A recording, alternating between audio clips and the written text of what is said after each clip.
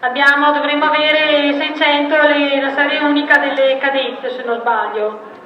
Abbiamo protagoniste: Cari Isabella, Sandra Alessandra, Pedrotti Anita, Paoli Denise, Ferrari Elisa, Copler Alice, La Scala Giulia.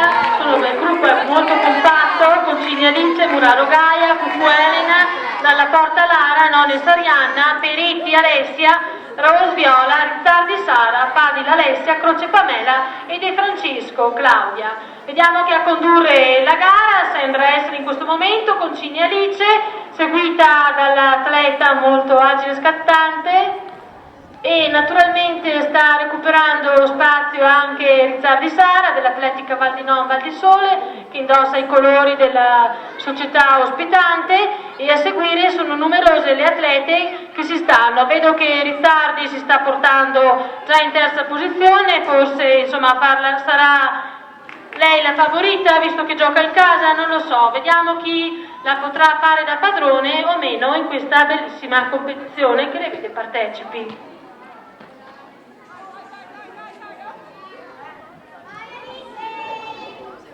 Ok, vedo che intanto si stanno avvicinando al traguardo.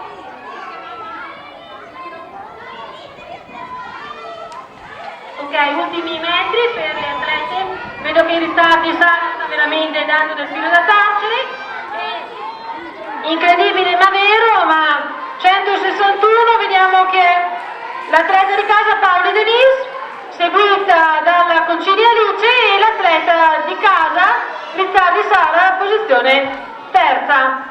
Quindi per loro prime tre, ricordo che è una serie unica, quindi due atleti di casa l'hanno fatta da padrone. Abbiamo quindi il piacere poi di